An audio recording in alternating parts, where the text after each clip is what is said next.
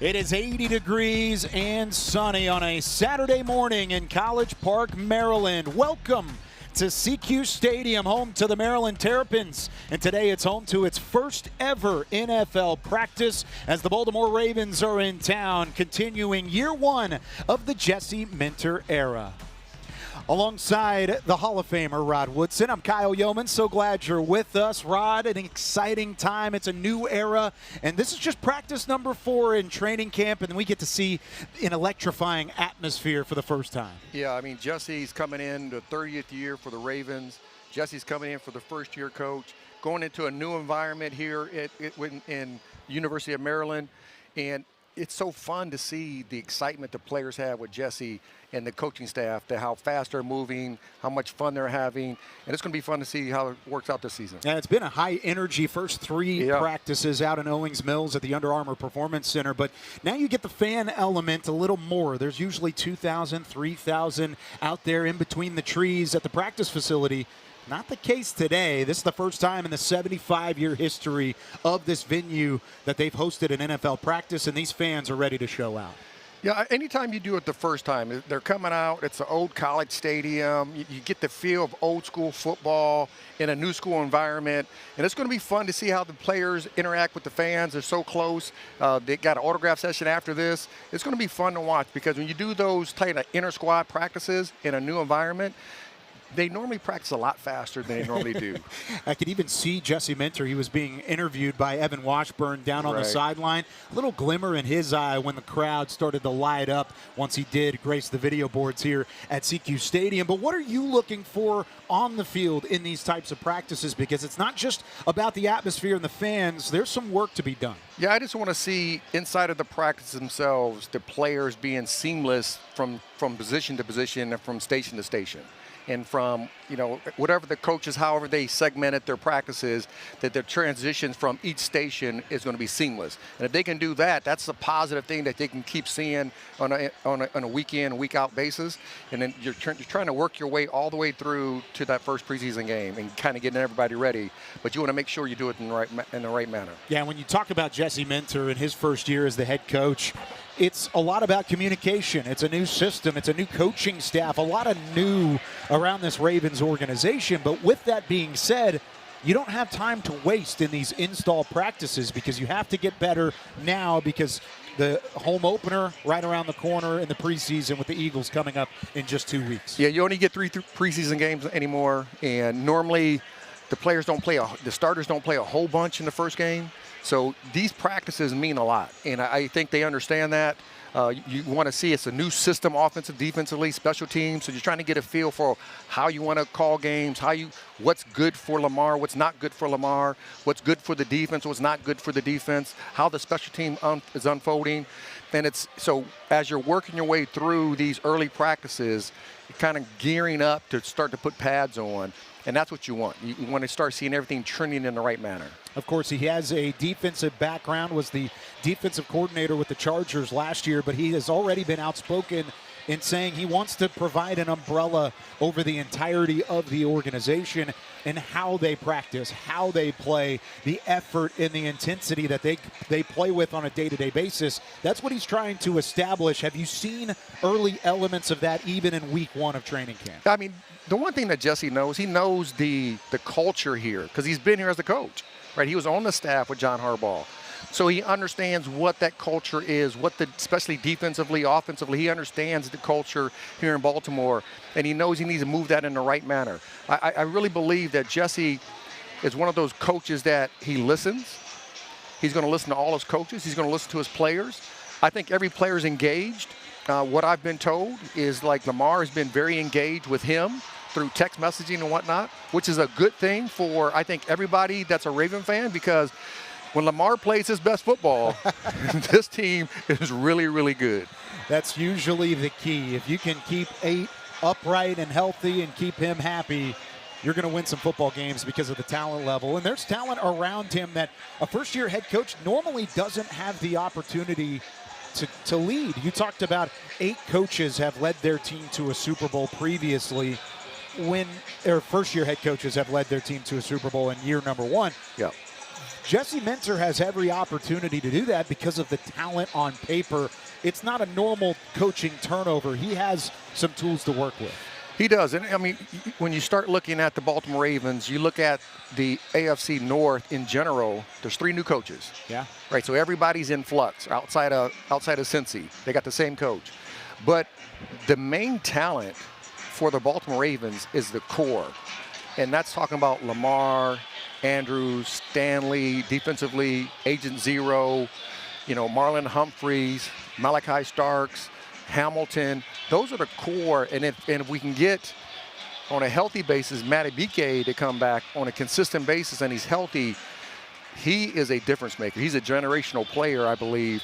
And if he comes back, that defense just rises up and plays at another level. Based on your expertise and being around first-year coaches and even veteran players with those first-year head coaches, how important is it for them to have open communication and continue to rely on those veterans? Because Jesse Minter, Declan Doyle, Anthony Weaver, all these guys have been very adamant that they rely on the leadership in the core that you just mentioned for a lot of feedback in the early going of this coaching staff. Yeah, I mean, when we first got here, Ted Matrobroda was still the coach. That following year, that first year, he resigned, he retired.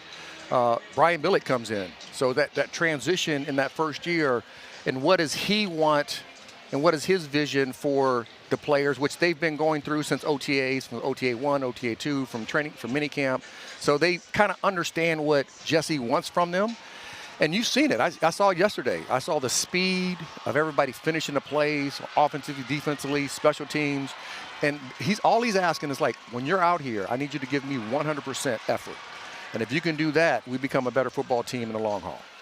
This is a team that is getting ready for an hour and a half worth of practice from here on out, actually a little bit more than that. We'll go into some special teams units. That's who is meeting down in the end zone on your screen currently, as the individual players and some of the stars are off to the side doing their individual work. Gives us an opportunity to talk about Lamar and talk about this new coaching staff and the impact that they've had on him. But it's year 9 for Lamar. He's no longer the young guy in the room. He's a guy that's experienced, that has skin on the wall, and that's certainly made an impact in the NFL league-wide. How much of an impact is it going to be going into year 9, now having 8 years of experience under his belt? Yeah, the crazy thing is Lamar is a year younger than Doyle, the offensive coordinator. I mean, but that's when you know you've been in the league for a while, right? He's had his 349 rush yards was the least he's had in his career. So I would think that's going to increase again, because if you understand Ben Johnson, where Doyle came from for the Bears, they love that 12 personnel grouping, which is 2 tight ends, 2 receivers, and a running back. So having that opportunity to use Lamar Jackson and him running with his feet, getting out of the pocket, making some plays with his feet, if he has to, I think that will continue to increase, or can increase, or be similar to previous years outside of last year. But it's going to be fun to see how Doyle wants to use the personnel groupings for this team, because if he uses it the right way, and I think he will, if he uses it the right way, they're going to be potent. Declan Doyle just off to the right side of the screen there from Lamar.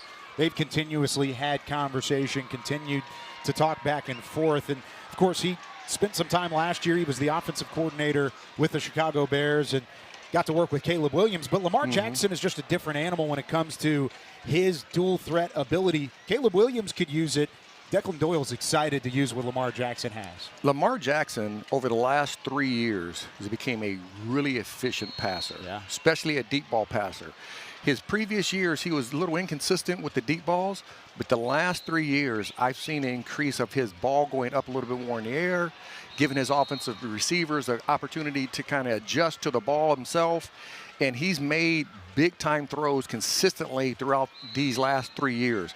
So I think Doyle's seen that. He's seen the excitement, and when 8 is clicking on all cylinders, this offense is hard to go against, because you got a guy, number 22, who's going to more than likely be in the Hall of Fame once he retires, and Derrick Henry. So having somebody like that he can rely on consistently, outside of Lamar having to hold the being that main guy consistently throughout every game, it's going to be fun to watch. It feels like he's been locked in through the first few practices, too. Practice 1, throwing deep downfield, had a couple of connections to some of these young wide receivers. Practice number 2, he was utilizing the tight ends. He was testing Jacoby Lane over the middle, high-pointed a ball to Jacoby. Rookie out of USC goes up, grabs it in between the hash marks, and then turns around and tried it again a couple plays later, threw it a little bit higher just to see if Jacoby Lane could go up and get it. Went off his fingertips, barely couldn't get there, but he's testing the units around him. He's testing these different weapons, and that's what I think a big question is the supporting cast around Lamar. It feels like it's as good as it has been in years past. I believe so, and really it's at the end of the day in football, it's going to be where's your depth, because everybody's going to get a little nicked up throughout the season, and your third, your fourth receiver, your second, your third, your fourth tight end, your third running back, who's going to be your third tackle? How much depth and how comfortable are you putting them in there in the game and executing your game plan week in and week out? Taking a look on the field now, Matthew Hibner, rookie tight end out of SMU, and a couple of these returners getting some reps in special teams work. There will be a lot of special teams elements to this practice. They start on kickoff return and kind of looking at the ball coming out of the jugs machine. They'll hit another kickoff portion of practice around the noon mark, kind of splitting it into thirds. And then at the end of practice, even a little field goal unit work as well. So this is something that I've noticed through the first 3 practices with Jesse Minter is he's splitting up the team periods and even the individual periods with sporadic special teams work. What does that tell you as a former player where the emphasis lies for this coaching staff? Well, I mean, special teams is 1/3 of the game, and you have to have good special teams. We used to start out with special teams, and then we used to have a 2-day practice, 1-day practice, and the second practice on that second day would be all special teams. So special teams is a critical component to any team, and even though Jesse Minter is a younger coach and his first-year head coach, he understands what's important.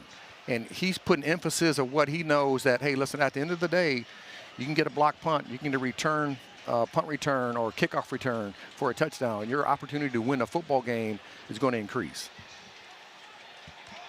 There's a look at the defensive line. A lot of depth up front there, and it's being tested early in training camp. No Travis Jones, no John Jenkins, both of which on the physically unable to perform list, the PUP list, as we'll probably reference a couple times through. You mentioned Nnamdi Madubuike in his return to practice. How big is that to have a guy like that to try and help not only play a huge role himself, but also coach up a lot of the guys that are getting on the camera here? Yeah, and if anybody's on this listening to us that's not a Ravens fan, Nnamdi Madubuike is an animal. I mean, he can just go out and play. I mean, he's a generational player. When he went down last year, you can kind of see the deflation of the defense, and they kind of played very inconsistent because of that. If he can play, it takes this defense to another level because we got Hendrickson here. So they don't have to be able to slide the protection anymore. And they're going to have to double Madubuike in the middle of the offensive line, so you can't slide the protection to the outside. And if that's the case, this defense is going to get much, much better, along with Jesse also being the defensive play caller. What are they working on here? What is this side drill for the defensive line guys going up against these big dummies in the middle? Well, they're just shooting their hands. They're shooting their hands, getting that on, so they're trying to get that onto the chest of the offensive player so the offensive players don't control them. So whoever can get the long arm, as we call it, if whoever can extend their arm and get it away from the opposing player, be it the offensive lineman or the defensive lineman, that's the person who's going to have control of that position. When you look at the interior defensive linemen, I mentioned no Jones, no Jenkins. Even today, you don't necessarily have a good look at Nnamdi Madubuike. He's still ramping back up. He won't be in any of the drills today. He's in the building but not dressed out at the moment. One other guy that we have seen in practice so far, and maybe we'll get a look at him today, it's Trey Hendrickson. Yeah. The interior of this defensive line, we're looking at him now with C.J. Okoye and a couple of these others, Broderick Washington and such. Now they have a legitimate edge rusher outside of them that brings a pedigree that the Ravens haven't had on that spot in quite some time. Yeah, I mean, I think the key is, do we have another rusher? Like, where's Green in his second year? Because he showed explosion last year. So going into his second year, how much better is he and how much more comfortable is he stepping onto the football field? But really, I still believe you have to have an interior presence in the pass rush to help them not sliding protection one way or the other. Because, listen, Trey is not going to play every single down. Sure. So if they're sliding protection to Trey and he goes out for 2 to 3 plays, well, now they're just going to double inside. So you got to make sure that they have a good blend. But having Trey come in with the way he's played at the opposing team, right, for years to come, I mean, so it's going to be fun to watch, but it's going to be really fun, especially if Madubuike can come. And if he can come in, then they can't slide the protection one way or the other. Yeah, and talking to this offensive line group, and especially guys like Ronnie Stanley, who have been around for a couple of years as the most tenured player on the roster now, he said, my goodness, it is a complete difference only getting to see Trey Hendrickson in practice compared to what it was when he had to face him consistently in the Bengals uniform. Now, we've always said it, you were a defensive masterclass in your own right. What's the best friend for a good linebacker? It's a good defensive line. Does that mean it's a bounce-back year? Not that he had a bad year in 2025, but is it a bounce-back year possibility for Roquan Smith in the middle of that Jesse Minter defense? Yeah, I mean, for me, I believe so, yes. So I know he didn't play at his best last year. I mean, last year, the one complete game that he did have was against Cleveland. He dominated the Cleveland Browns in the first game. He knows, and if he's being honest with himself, if he's looking in the mirror, he's saying, I didn't play my best football last year. And listen, you have years like that. I mean, I played 17 years in the National Football League, and I had years like, dude, what are you doing? Like, weird. Like, what is going on with you right now?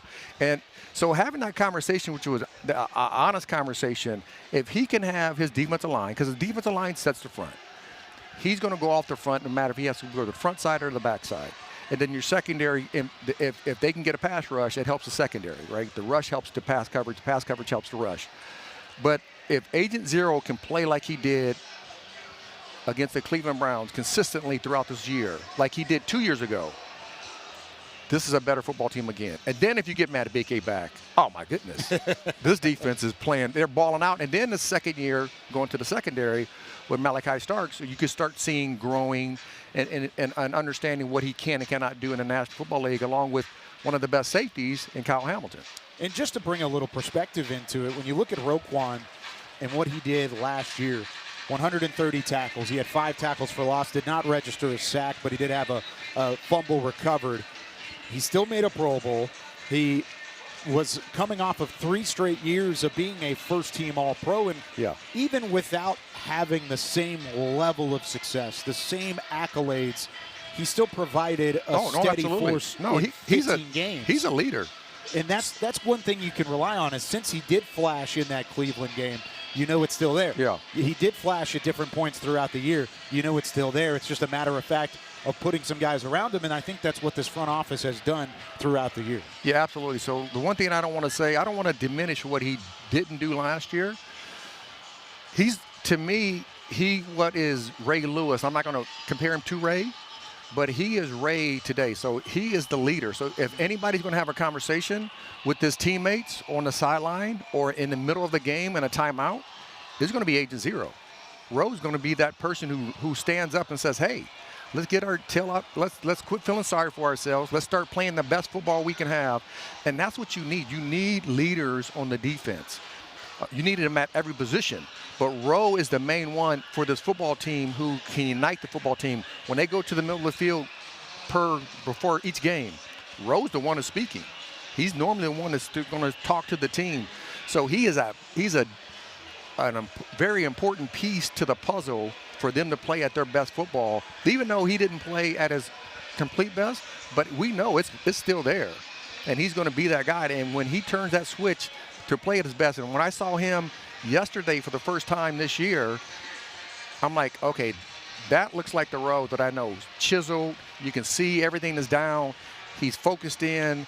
His face was serious about everything. He's going to be one of those players every offensive coordinator is going to have to remember that where's Zero at? Where is he? Got to find Agent Zero when you have the opportunity. If you're just now tuning in or just now joining us, whether it's on the Ravens YouTube, the Ravens app, or even on WBAL radio in Baltimore, we are live from CQ Stadium, College Park, Maryland, and the first stadium practice ever on the campus of the Maryland Terrapins here in College Park. Alongside Rod Woodson, I'm Kyle Yeomans, bringing you Ravens Training Camp 2026, the only scheduled stadium practice. A lot of news still to come in the first year underneath Jesse Minter and company. A couple of joint practices with the Minnesota Vikings up in Minneapolis, a couple of joint practices even with the Washington Commanders prior to their preseason Week 3 meeting. But this is really the first opportunity for a lot of Ravens faithful to watch the Jesse Minter squad up close and personal. We went from special teams into individual drills. The quarterbacks have been running some of their pass install with some of these wide receivers. We'll kind of get into that as well. And in doing so, we get to talk about what is a new look tight end room. It's a little different than what they've had in the past, except for the guy at the top. Mark Andrews certainly back and ready to rebound off of what was classified as a down year in his mentality as well. The three-time Pro Bowler, former All-Pro tight end, had 422 yards last year, but he's got a new group entirely around him. Durham Smythe comes over from the Chicago Bears. A couple of draft picks. Matthew Hibner out of the 4th round. Josh Cuevas, a day 3 selection. It's a new look room, but if you've got that guy at the top wearing number 89 in the purple there, you're going to see some success and some veteran leadership. Yeah, Doyle comes from the background of Ben Johnson, Chicago Bears. They ran a lot of 12 personnel groupings, and 12 personnel grouping is 2 tight ends, 2 receivers, and 1 running back. And he ran it because they had 2 good tight ends in Chicago. They have good tight ends here. Obviously, Kohler's gone, Likely's gone, but having Smythe come in who understands the system already. So if one person, when number 8 calls the offense, if one person out of the whole defense, or excuse me, the whole offense understands it, it's going to be Smythe. He's going to understand the system because he's been through it already. And he's going to be the one to say, hey, you know what? And he's going to help Andrews. He can help the other tight ends, other receivers. He can help because the tight ends are part of the blocking system on the offensive line. They're part of the receiving core when they go out for passes. So I think it's a good thing to have somebody that's been through that system already. And then you want to see what the young man can do, Hibner. He was a solid player in college at SMU. Can he keep believing in himself? Can he keep growing in his game? And if he can keep doing that, they can play a lot of 12 personnel. I think what's exciting about Hibner specifically, and Cuevas had the college production as well. He comes in highly touted in his own right, but Hibner, a lot of draft analysts may have been a little low on him because he was utilized in a 2 tight end set at SMU. He was utilized with R.J. Maryland, who was a higher draft pick as well. He was another guy that they kind of back and forth went with. Well, when R.J. Maryland was injured in the back half of ACC play last year for the Mustangs, it was Hibner that took over and really started to show a receiving ability. He already was labeled as a blocking first tight end, but then he comes into the mix, and now you got a guy like Lamar Jackson that certainly can utilize those tight ends. I see Hibner as a possible Isaiah Likely scenario where you look at that downfield element, that safety blanket underneath if you need to, but it's something replacing what Isaiah Likely brought to the table as he leaves and he's now with John Harbaugh in the New York Giants. Yeah, I think the biggest thing you want to see, especially from all your young players, the growth factor. The first year you want to see them splash here and there throughout the season. Are they going to act like vets? A 5-year vet? No. but they will continue to grow, and that's what you want to see. You want to see them grow, start getting comfortable. Like if I'm Hibner, if I'm any of the young players on that side of the ball, I'm talking to Ronnie Stanley. I'm talking to Mark Andrews. I'm talking to Lamar Jackson and saying, what is it like to play in December? Because, we got to remember, these guys were done with their football for the most part in November. So it's a longer season. How do you take care of your body?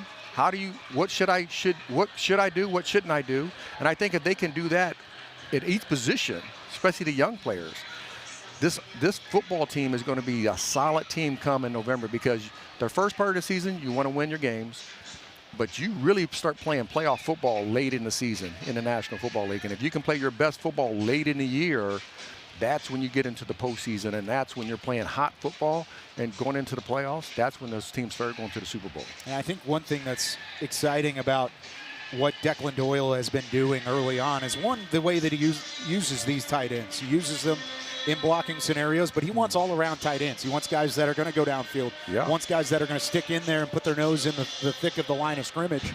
But then it's also how they're going to utilize these wide receivers as we get into some offense running on air at the moment, some run game activity. That was Adam Randall on the carry. But some of these wideouts, Zay Flowers, Rashad Bateman, Jacoby Lane, these guys are going to benefit from the system that Declan Doyle's putting to the table, because, one, they have a quarterback that can run it all, but two, it's going to be a different utilization that they've seen compared to what they've had in the past. Yeah, I mean, they've always been a run-first offense, and I think Declan Doyle will still do that. That's what he did in Chicago. If you have Derrick Henry, you probably should still feel that way. So run first, play action pass, and when you have that, you have Zay Flowers, you have Bateman. Bateman had his breakout year last year.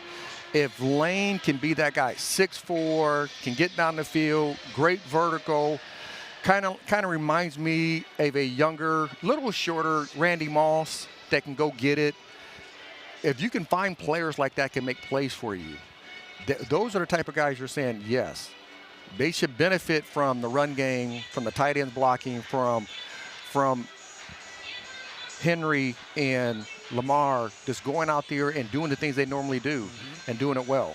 Yeah, if everybody fills into their roles, it only elevates the stars into what they can bring as well. We're taking a look at, this is what they call half line. You see how it's heavy tight ends to the left. You got the left side of the line of scrimmage, and then on the opposite hash mark, they have the other part of the offensive line. And this is just an opportunity to run extra reps while using the same length of the field, this same sideline to sideline capability. You've got the reserves kind of mixed in with some of these running backs. We get to see Rashawn Ali. There's Adam Randall and what he could do. That was a storyline pick on draft weekend as well, a day 3 pick out of Clemson. And Steve Bisciotti had a big hand in him becoming a Baltimore Raven. What do you think out of the running back room and the depth that they've added behind Derrick Henry? Well, I mean, Derrick Henry and Justice Hill. I mean, we know Justice Hill had a great year last year, had a great year 2 years ago, and that's the reason he got the extension and the contract that he got. And you want to see where, like, more addition to Ali came in last year, and he had some solid plays for him. And then Randall's a big physical back. He's 6'3", 230. He's like a baby Derrick Henry. I mean, he is a big dude, too. Now, is he going to be Derrick Henry 2.0? We yet to be seen. But you have those physical guys, and for your scat back, so to speak, you got Justice Hill, who's out there, who can hit you he can hurt you on the ground, but he can hurt you in the passing game also. So it's kind of fun to see how that all interchanges together, and how they want to use, and the personnel groupings they're going to use as Doyle goes through this preseason, and how he wants to call the game. Because in preseason games, it's going to be very vanilla. You're not going to see a real game plan, but you're going to start seeing the things that he knows, especially in practice, like what Lamar likes and what is Lamar good at. I'm going to do that consistently and let Lamar be very comfortable. One thing I can tell that Lamar likes is Party Rock Anthem from the stadium DJ. He was just sitting there grooving a little bit. That's how you can tell he's closing in on 30, is when he's sitting there tapping the air piano to Party Rock Anthem in the background. He's always played with a lighthearted spirit, played with a mean streak, don't get me wrong. But especially in practice and around his teammates, he's such a lighthearted individual. That's why people love playing around Lamar Jackson. Yeah. And it's been fun to see that in a new environment with a new coaching staff and a lot of new faces around it. What I like about Lamar is that you could see when he doesn't play at his best, he gets mad at himself. I mean, I used to do the same thing on the sideline. I used to, like, throw my hands in the air like, dude, what are you doing? Like, why are you acting like this? And he wants to be at his best every single play, every single snap, every single game. It's hard to do in the National Football League, but that's what he asks of himself. And that's why he's a two-time MVP because of that. I think he should have been 3. There's a lot of people that think that as well. I think he should have been 3, but I happen to be in that camp as well. But the one thing I love about Lamar is that his growth of him throwing and I said this earlier, him throwing the deep ball and being consistent throwing the ball where the receivers need to catch it. Throwing passes on air here with each quarterback also tossing to each open wide receiver. That time he completed it to the outside boundary for Zay Flowers. Big year for Zay. Of course, he's coming off of back-to-back Pro Bowl nods and has helped cement himself as a true number 1 wide receiver in this league. But it still feels like he has skeptics outside of Baltimore. Everybody with the Ravens organization understands, and everybody in the AFC North understands what Zay Flower brings. But what does he have to do this year to really solidify this isn't a fluke, this is who Zay Flowers is going into year number 4? Well, listen, if you're a DB, you know how hard it is to cover that dude. Absolutely. I'm going to tell you that right now because the one issue I did have, small receivers who can get in and out of their breaks like that, like so quick. They give you a headache. You got to take some Excedrin on the sideline like this to get rid of it. But this guy is, and I think that what can help him kind of like solidify him being the elite receivers is his touchdown catches. Obviously, he has to increase that. If he can increase that, along with his yardage and everything else he's done for this football team, I think the outside world will start saying, oh, Zay Flowers, he is one of the best. He'll start being named with Jefferson and all those other guys in the National Football League. Yeah, he had 1,200 yards last year, but you're right, 5 touchdowns, which he had 5 his rookie year, 4 in 2024, right. And then in 2025 went right back to 5. If he can get to 7, 8, 9, that's where he even has to, more so. Yeah. That number looks a lot better, and that's nothing that Zay Flowers can go back and fix, but you can set that tone this year. Yeah. Is that something that Declan Doyle needs to keep in the back of his mind as a play caller and maybe utilizing Flowers more in the red zone? Well, I think he's always looked at in the red zone because he's one of your best receivers. Sure. So you kind of mix it up, but when you have the Mark Andrews, when you have Bateman, Des Walker. Yeah, I was about to say Walker had a couple touchdown catches last year, right?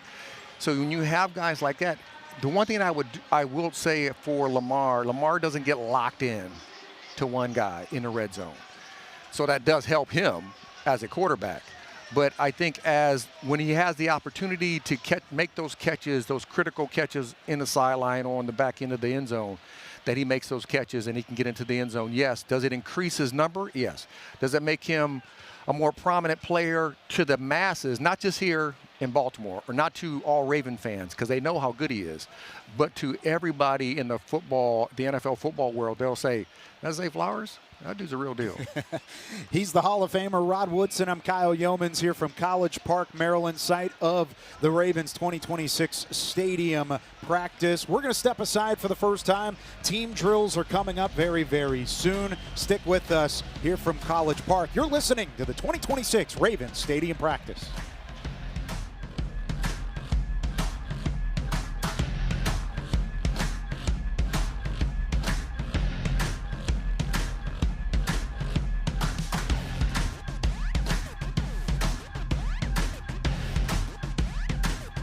Wawa hoagies are a winning pick for game day. Every hoagie is built to order with the ingredients you crave. Choose your favorite, like a toasty cheesesteak, meatball, or Italian. There's a hoagie for every mood and every appetite. Order ahead for pickup or delivery on the Wawa app. Planning for the game? Wawa has catering. Make your game day a winner with Wawa hoagies, snacks, and drinks. Order ahead at wawacatering.com. Wawa is the official hoagie of the Baltimore Ravens. Someone once said you can't be confident without being curious. That was us. At T. Rowe Price, making investment moves with precision means asking questions others don't. It's how our managers design active ETFs to outperform the index. Amazing things can happen when you ask better questions. You've got drive. You're mastering the skills to own your field. Towson University turns your ambition into action with top-ranked degrees and opportunities. Every class, every experience builds the momentum to make your next big play. The ball is yours at TU. Proud partner of the Baltimore Ravens. Join Constellation in leading the future of clean energy. We are helping businesses reduce greenhouse gas emissions, reach sustainability goals, and support a healthier environment in our communities with customized solutions using emerging technologies. The Ravens have teamed up with Constellation to meet their sustainability goals. Together, we'll create a cleaner, brighter future. Power on, America. Constellation, the official clean energy provider of the Baltimore Ravens. From the home of the Maryland Terrapins in College Park, CQ Stadium, it is the Ravens Stadium practice. Good crowd on hand, filling in that lower bowl for Ravens fans. First ever NFL practice in CQ Stadium history, and we are certainly excited to be here. Alongside Rod Woodson, I'm Kyle Yeomans. So delighted you've spent your Saturday morning with us, however you may be watching or tuning in. We talked a lot about the offensive side of the football, but there is a lot of excitement around the defense and Jesse Minter in his first year as the defensive play caller, along with being the Ravens head coach. And a lot of that excitement surrounds what Kyle Hamilton will do. He's the best safety in football. Nobody can really tell me otherwise and tell a lot of Ravens fans otherwise, but he's going into year 5, which is hard to believe. It went fast. It went fast. You know, the one thing I think, and I had that conversation with Coach Minter, is when Kyle starts seeing the game like he did when he was in Pop Warner. What I mean by that is that when if all the dads and moms out there who kids play Pop Warner football, when the ball goes to the left side, the defensive left, the offensive right, all 22 players are at the ball. And then somewhere along the line, we get the high school, we get our middle school coaches, and then our high school coaches, then our college coaches, and they tell you, I need you to stay in the middle of the field. You can't leave the middle of the field until you get the long arm. And the one comment I made to Kyle last year was, I need you to stop thinking in the box, because the Ed Reeds, the Troy Polamalu's of the world, the me's of the world, in the football concept is that we're just going to go play football. We're going to see the formation, we're going to believe what we see, and we're going to go make a play. Because he's made great plays. He's a great tackler in space. He's so long. He can get after the quarterbacks in sacks. He can cover anybody in the National Football League as a tight end and a running back come out of the backfield. And the key for defensive backs is getting turnovers. When you can get turnovers for your football team and give your offense a short field, that increases the probability of them scoring a touchdown. Instead of going 80, you can go 40. Yeah. Or you can take it in yourself. I mean, hey, you can have a pick 6. That sounds great. Right? So I think when he gets the moment where he gets starting, because he has his hands on the ball, he gets PBUs. But the more interceptions he can start getting, and listen, I think he's the best safety in football. But it'll be solidified when you start getting your hands on the ball, because they're going to say, oh, yeah, he has sacks, but how many interceptions does he have? Once he starts getting those interceptions on a consistent basis, then everybody's going to start saying and seeing what we see, as that we all think he's the best safety in football, but it is the worldwide fandom around the United States and around the NFL will start seeing the same exact thing. I think my question, and maybe the question for Ravens fans everywhere, is how will his usage portray to that element? Because he's one of 4 players in the NFL since 2022 to log 300 snaps at the line of scrimmage, linebacker, corner, and safety. 300 at each of those positions, and he's along with some really great names. I know Derwin James is on that list, right? And he's probably the top name on the list. But in a new coaching staff with Jesse Minter, and of course we've talked about the defensive line and how they've solidified some of the depth up front. The linebackers led by Roquan Smith and some of the experience now that you have at the second level.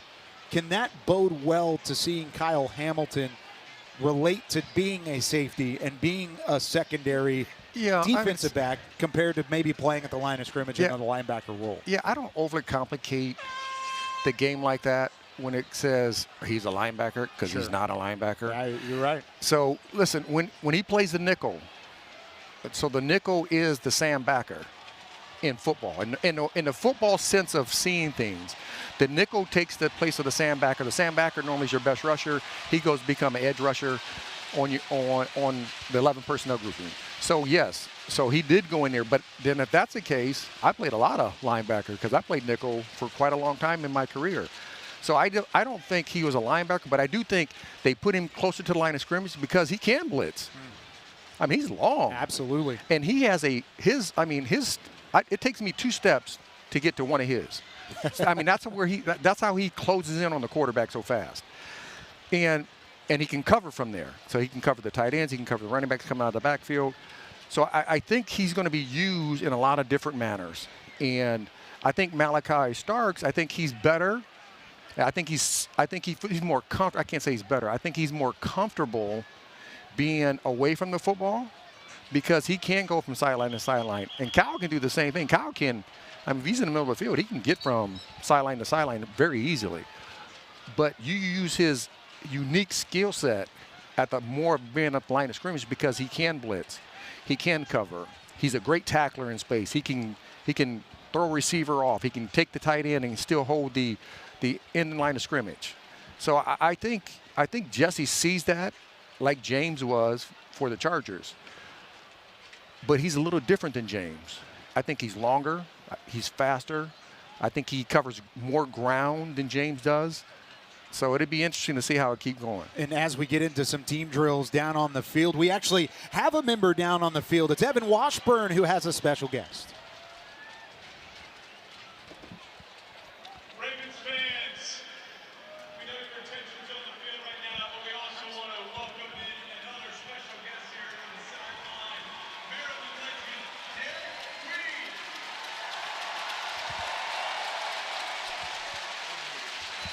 Derek, appreciate you taking some time with us here. We know you're a Maryland legend, starring with the Pelicans now, but it's football season. You got your Henry jersey on. You got Ravens roots, right? Yeah, of course. So growing up in Baltimore, were the Ravens your squad? Yes. I went to so many games. Been by that side every game. What's your favorite Ravens memory? Probably when we won the Super Bowl. That's a pretty good one. Which one? You were probably not alive for that first one. Not for the first one, but the second one we played the 49ers. Lights went out. Yeah. So if you were a football player, where would you see you on the field, and whose game would you want to resemble? I'd probably be a tight end. Probably Mark Andrews. Yeah, the basketball comps work well for that position. Did you ever play football growing up? Yeah, for 3 years, and then when I went to basketball, I was like, football wasn't for me. Basketball worked out pretty well. When you're back on campus here in Maryland, what are the emotions like? I just love being here. Wish I could have came back, been in the atmosphere again, but me coming here, they showing love being here, like I said, stuff. Derek, appreciate the time. Good luck with this season. Appreciate it. Thank you.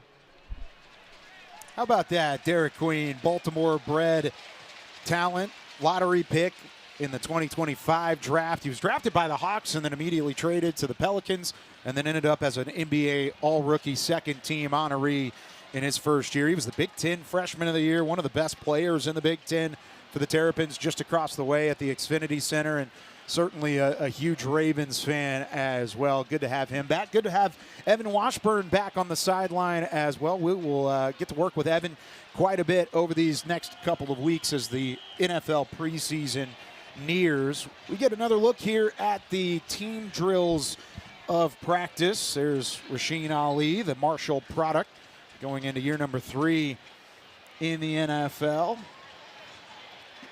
This is still not a padded practice, just for those at home. You see the helmets, no pads, but this is their interrupt you here. This is their rev up period, right? Sure. So this is like they're getting revved up, getting their body used to being in the pads and running around on the field again. But what Evan is his hair ever out of place? No. it's always looks so good. I don't think that's ever changed, and that will No, that will never it does be not. new, It looks you know? great. It looks outstanding. But when It's you look really at the field here, they're broken up into two things. So we got a run fit session with our offensive line, defensive line, linebackers, and safeties. And then on the back end, they were doing releases. The receivers and the cornerbacks were doing releases on the far side, which they are done. So now they're just waiting for the front side where the offense and defensive line are at. And you're just getting a really good feel for where you belong in your run fits. And I think that's critical. It's going to be critical for the offensive side of getting their blocks, the defensive side and maintaining their leverage and disengaging from the offensive blockers to get to the ball. They're getting a good feel for where they belong in these new offensive systems and a defensive system. How big is that? Because it's not quite a walkthrough. You're still going at a 75-80% pace even without the pads on.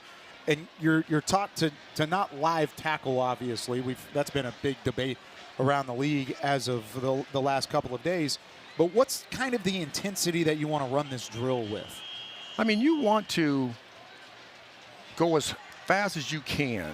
I mean, it's obviously they're still revving up. You can't make contact per se, but you still can be in position. You can still lower your shoulder, act like you're making the tackle. If you're a defender offensively, you can still act like you're going to kind of gap the defender and making sure you seal him off. You can still do the same thing without holding and grabbing individuals to get them hurt. And they have both offensive line and tight ends in this formation, as the wide receivers and the defensive backs were the ones working on the opposite end. Toss back and maneuvering around tacklers as Ladarius Webb Jr. working right to left on a quick cut. Skylar Thompson at the quarterback position, one of the few quarterbacks on the roster, alongside Lamar, obviously, and then Tyler Huntley, who's going into year number 7 in his NFL career. Most of that with the Ravens, and now his third stint with the team. Stepped up a couple big scenarios last year to keep the Ravens in playoff contention. And having these run fits offensively and defensively, it's critical, especially for the offensive side of it, because you all know that the Baltimore Ravens is a run-first offense. You got Derrick Henry, you got Lamar. If he puts the ball in Derrick Henry's belly, you need to respond as a defender, making sure that you can get in front of him, and then he can pull that and get to the outside of the defense and make some plays with his feet or going down the air. So this is always fun to watch these individual periods, just for the fact that seeing the vision of the running backs, seeing if they can see the open holes, but then also making sure defenders are in the right gaps they have to be into.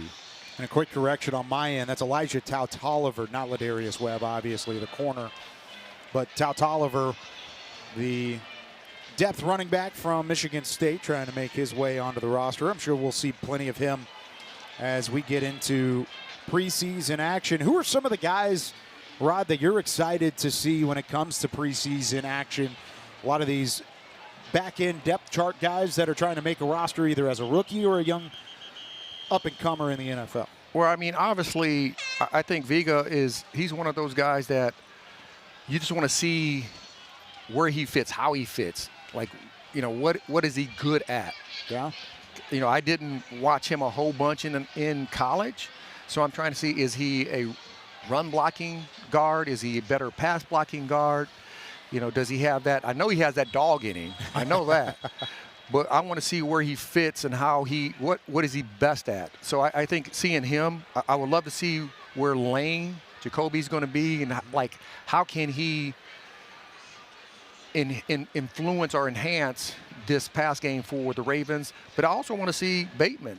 Bateman had a breakout year last year. Can he have another one? And here we go with some 7-on-7. We won't get the chance at some Venga Ioane talk. Of course, the first-round pick out of Penn State, widely regarded as one of the top interior defensive linemen in the 2026 NFL draft class. And I think a big part of that is also starting to see what this offense can do from a play-calling standpoint. Of course, you only really bring out the 7-iron, as they like to say, in the preseason.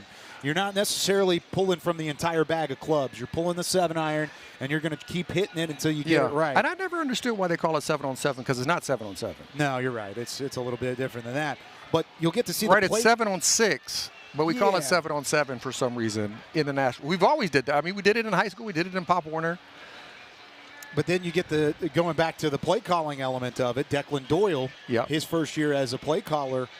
How do you anticipate him to grow as the training camp and preseason starts to move on? Because that's when I'm talking about the 7-iron, I'm talking about play calling elements of Declan Doyle, because I'm excited to see what he has, but he doesn't want to show everything quite yet. No, everything is right now is going to be based.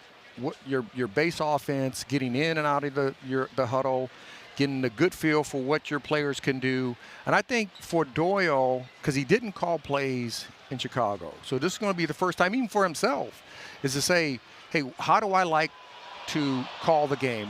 Is he good in the flow of everything? So, I mean, that's going to be yet to be seen. But from what the players are saying, they're saying that he has a really good, keen mind to this game and to this offensive system. And he's going to use what Lamar does best, weekly.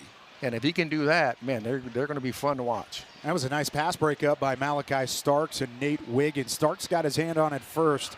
Wiggins nearly with the pick. Both of those guys have been impressive to start training camp so far. And I like to see the Wiggins each year has gotten better and better and better.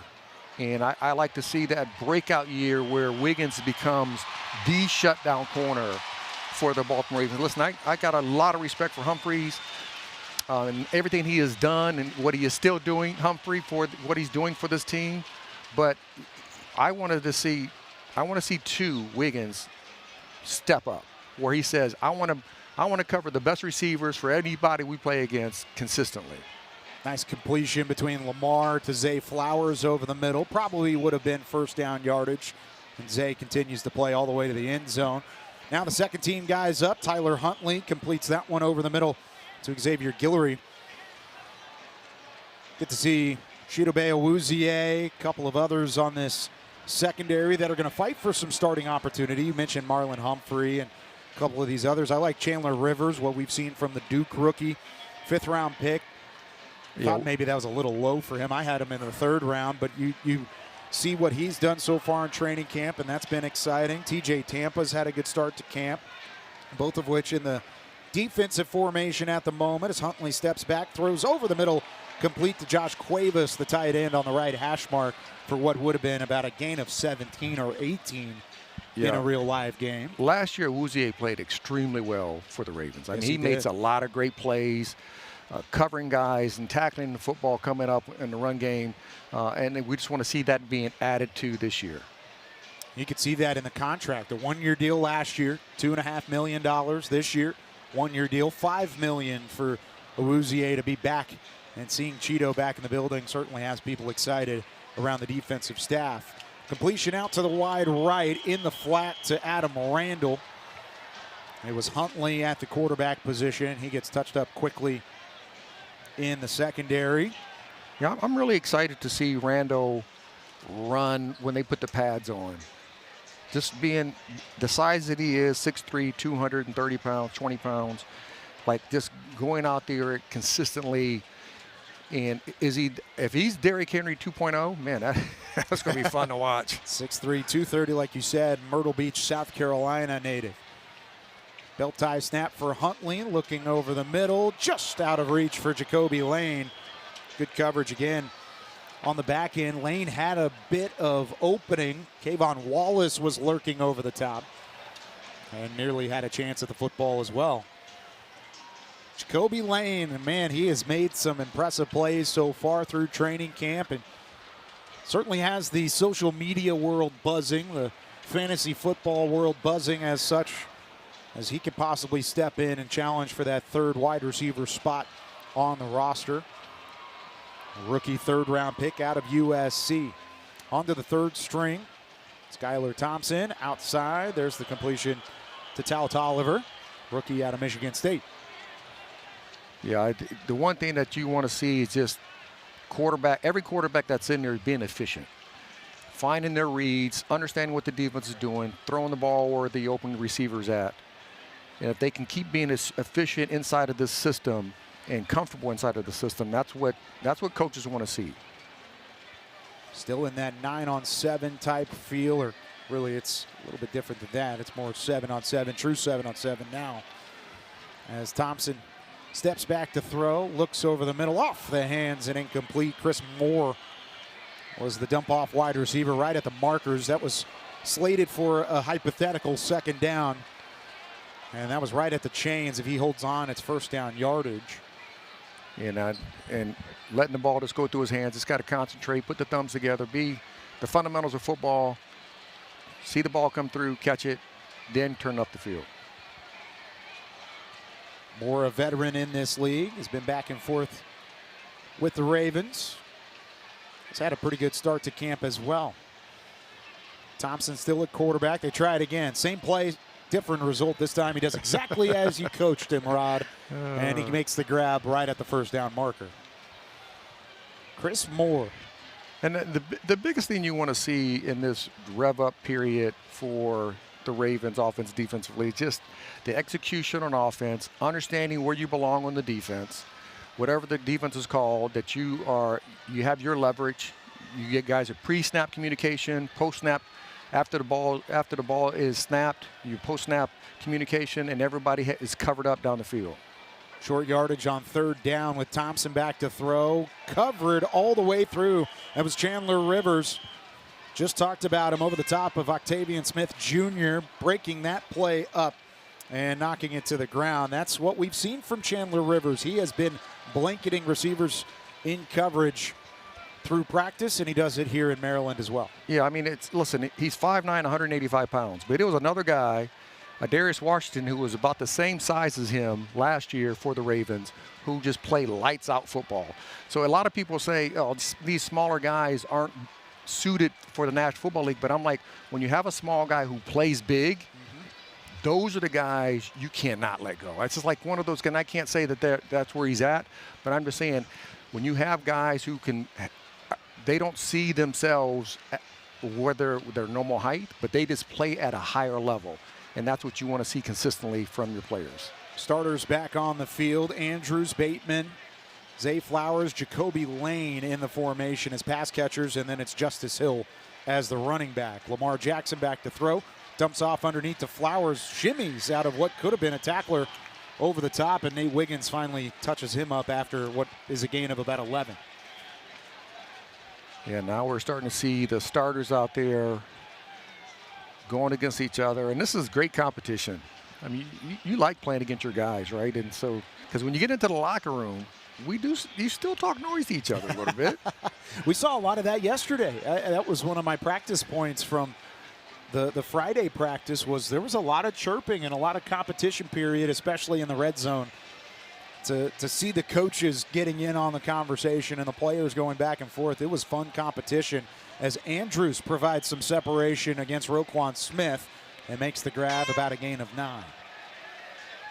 These are all mixed down scenarios, 7-on-7 with the starters as they blow the horn, and it looks like we're moving into a water break at the moment.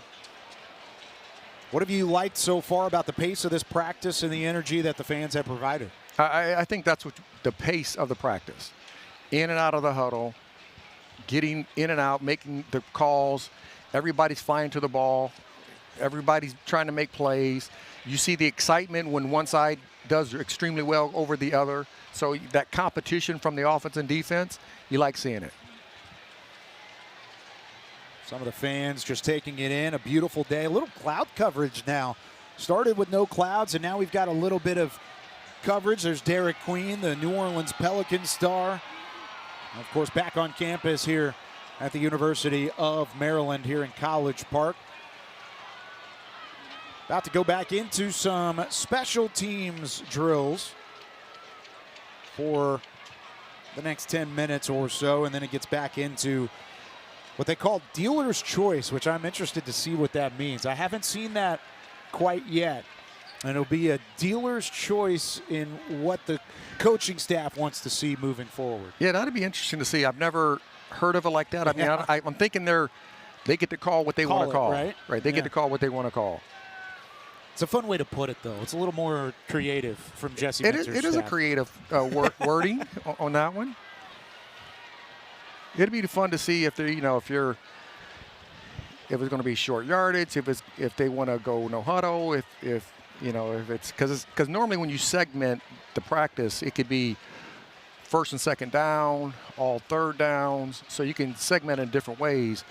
But a dealer's choice, I'm thinking that's everything. Could be a little bit of anything at that point in time. All right, we're going to take a bit of a break here as we move back into special teams work. Once again, we are live from the home of the Maryland Terrapins, CQ Stadium in College Park, Maryland. You're listening to the 2026 Baltimore Ravens Stadium Practice.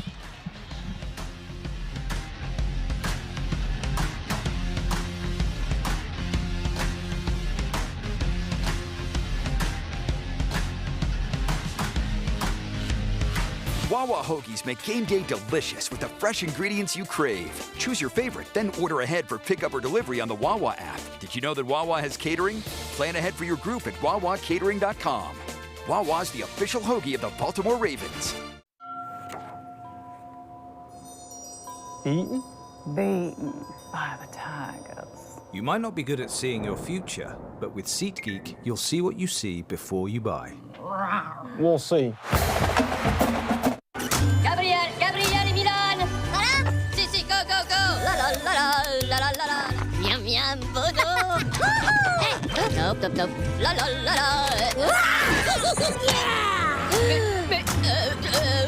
Allez, viens. Oh, Coachella.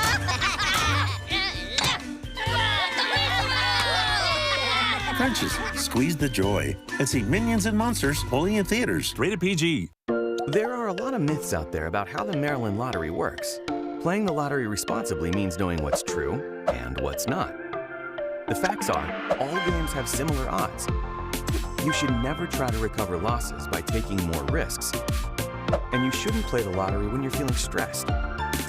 But the biggest fact is, you should always play responsibly. Learn more facts and myths at mdlottery.com, and please play responsibly. Join Constellation in leading the future of clean energy. We are helping businesses reduce greenhouse gas emissions, reach sustainability goals, and support a healthier environment in our communities with customized solutions using emerging technologies. The Ravens have teamed up with Constellation to meet their sustainability goals. Together, we'll create a cleaner, brighter future. Power on, America. Constellation, the official clean energy provider of the Baltimore Ravens. Welcome back into CQ Stadium in College Park, Maryland. It is a beautiful Saturday now afternoon as we head into hour number 2 of the Ravens Stadium practice at the home of the Maryland Terrapins. Alongside Rod Woodson, I'm Kyle Yeomans. Evan Washburn is down on the sideline, and we've gotten to see a little bit of up-tempo. We've gotten to see a little 7-on-7 and then back and forth throughout the early portions of this practice. Still haven't gotten into the meat of it quite yet, but a lot of special teams work. What has stood out to you? Well, I think the pacing of them getting in and out of the huddles, the guys flying to the balls, offensive, defensively, and then everybody being on the same page. It's not a lot of open receivers, but you're also seeing the guys on the offensive side make a lot of plays. And that's exactly what we hope to see a little bit more of as we go into this second hour. Hope you've had as much fun as we have, just getting a slight preview of what this Ravens team is going to look like. And, of course, September is right around the corner. We're going to get a chance to look at this September schedule and see what they can do. Of course, they start on the road to start their 2026 season and the Jesse Minter era. The Indianapolis Colts are a team that had some success last year. They're going to be tested early on. They will be. I mean, the Colts last year started out gangbusters. They were playing extremely well at the beginning of the season. They didn't end up that way. But, new year, new coaching staff here for the Baltimore Ravens, going on the road in a hostile environment. Can you play your best football and get a victory? And then on that September 20th date, a home opener against Kellen Moore and the New Orleans Saints. You talk about a team that overachieved last year based on expectations. They are looking to take it to a new level behind Tyler Shuck and company as he goes into year number 2 after a phenomenal debut. And then how about this, the Rio trip down to Rio de Janeiro on the beach at the famous Maracana Stadium, taking on the Dallas Cowboys. You're going to have your Speedo? No, I will not. No, I'm not going to set that precedent early on. It's still my first no day. Speedo. Yeah. We'll have our T-shirts on. We'll keep them on. Please. At that point in time, it's a soccer stadium. We'll get to see the Christ the Redeemer statue and really what all of Rio has to bring. But that's going to be an early test for this Baltimore team as well. Listen, when you're flying, what is that, 9 hours? A little bit more than that. A little more than 9 hours on a flight. When you're flying that far to play a football game, and you're turning it back around in 2.5 days to get back on the road for the following week. I mean, you got to be on your P's and Q's. They got to get there, stay focused in. Don't worry about the beach like we are. We're going to worry about the beaches, but they cannot. They got to worry about football. And if they can play their best football, I mean, they got a great opportunity to start 3-0. They really do. Very much so, and they have that opportunity in front of them. Now we have an opportunity to go down, hear from Evan Washburn with a special guest. Ravens fans, we hope you're enjoying this practice. The legends, though, they continue to make their way down to the sideline. And right now we want to introduce you to one of the greatest to do it, Jermaine Lewis, Super Bowl champion. Also a Maryland Terp, grew up 10 minutes from here. Much like Torrey Smith, your worlds colliding here. What's this experience like to see a place you start in college and as a pro all on one field? I mean, when I first heard the idea that the Ravens was coming down here, I just thought it was awesome. And just for being a place, it brings back memories. I scored a lot of touchdowns in this end zone right here. And I think it's just awesome as Maryland coming together. What is the memory that sticks in your mind when you walk into what is now CQ Stadium? I think just being here, the whole experience of playing football down the street from my home. I also played with my best friend, Marcel Johnson. Shout out to him.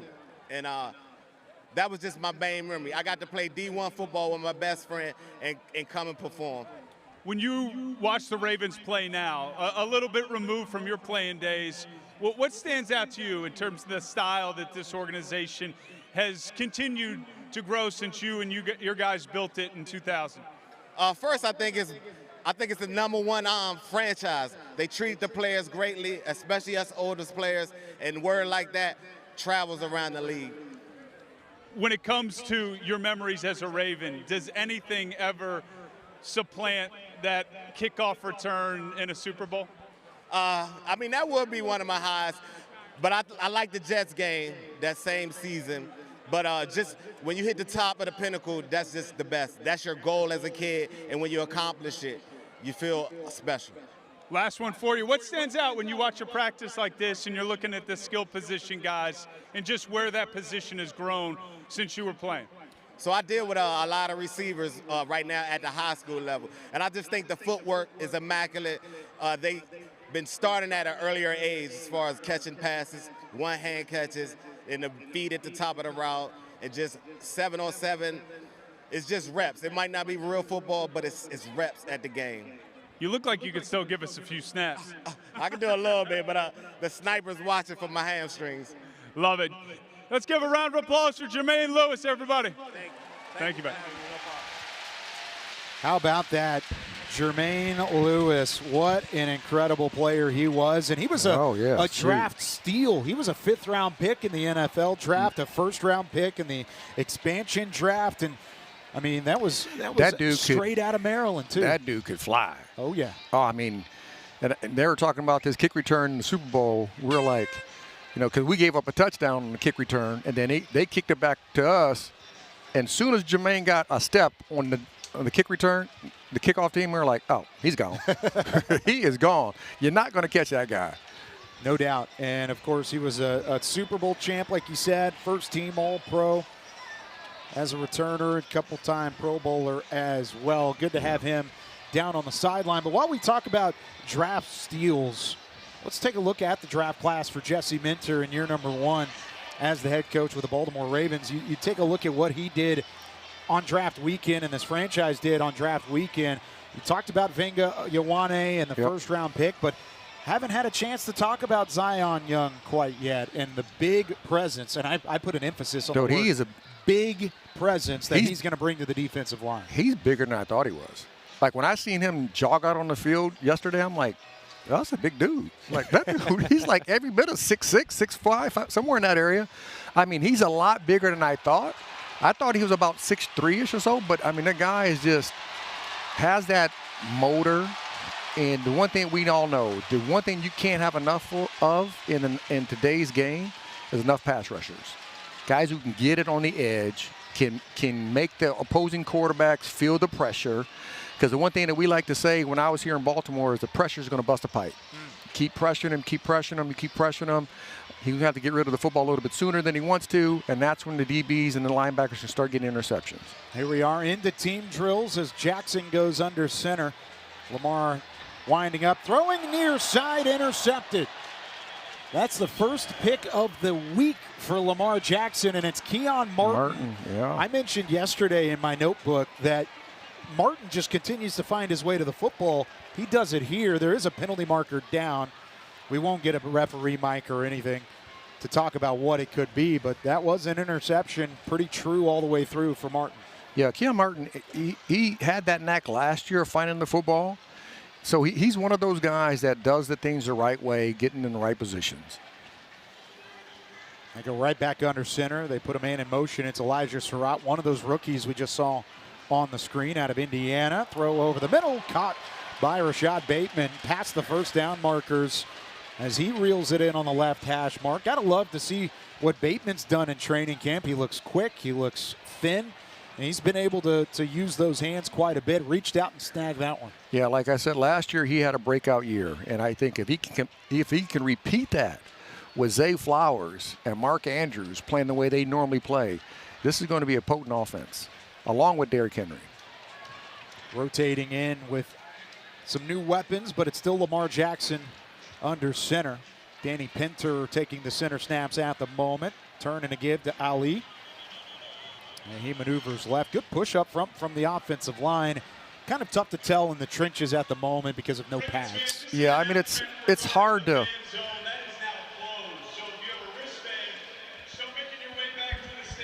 That's an in-stadium announcement. I'm listening to him. That's not for you.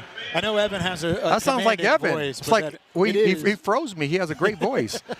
But you know, when you start looking at like how hard can you go, especially defensively, it's hard to go and rip through when you don't have pads on because you don't want to hurt your teammates. Play action from Lamar, right side, complete to Zay Flowers. But you love to see like that's a deep curl route. Zay Flowers runs it. He's coming back all the way back to the football until the football touches his hands. And once he makes the catch, then he turns it up the field. And those deep curl routes it looks easy on paper, but you have to be shifty to create separation in just a split second like that. And Zay Flowers has that opportunity. Yeah, so I mean, once you get to the top of the route, you have to sail like you're going to run a go, and then you put the brakes on. They keep Flowers in the formation. Josh Cuevas in there at tight end, and Ali gets the handoff. Works right to left at the line of scrimmage. Doesn't pick up more than 3 yards before he gets thudded up. Jay Higgins did a great job of working his way through those piles and finding that he tapped them off, just can't make the tackle at the line of scrimmage. Once again, working in the team drills. For those that may be joining us, we've been here for the last hour and 13 minutes now covering the Ravens Stadium practice. Tyler Huntley under center. Turns and gives. There's Adam Randall, who, one thing with Adam Randall is he escorts off to the left-hand side that I've noticed from him early on is his vision. He has pretty significant vision for a guy that has low tread on the tires. Didn't play a ton at Clemson, had to sit behind Phil Maffa and a couple of other Clemson running backs during his early years there with the Tigers. But then in his one opportunity to step up, he really exploded with 814 yards last year, 10 rushing touchdowns, 3 receiving touchdowns. Was kind of an all-around back for Dabo Swinney and company. Got to see Derrick Henry there for a quick second, not dressed out for today's practice. And there's the receiving ability now from Adam Randall off to the left-hand side. But did you see how big Derrick Henry's arms were? I've seen that for now 11 seasons in the NFL. That looked like a bodybuilder arms. I mean, that looked like my thighs back in the day. That's a compliment to the thighs, I think. I think you're right. Derrick Henry, who's been active, it's just a veteran rest day. Nothing to be concerned about whenever it comes to his availability for practice. Want to make sure a lot of these guys are rested and available for the first padded practices. Still unannounced, but sure to come at some point throughout the week. Going into week 2 of training camp in Owings Mills. There's a fake toss, now a bootleg right by Huntley, complete to Matthew Hibner in the flat, who turns upfield after a gain of about 4. Roquan Smith in coverage, got there quickly. Yeah, Tavius Robinson did a great job of keeping the outside leverage. The one thing that he did last year, he had a breakout year the second half of the year last year. I mean, Tavius Robinson came in, they needed a pass rush. He gave them a boost last year in the second half of the year, and hopefully he can continue that this year. Javon Gwynn now at the center position.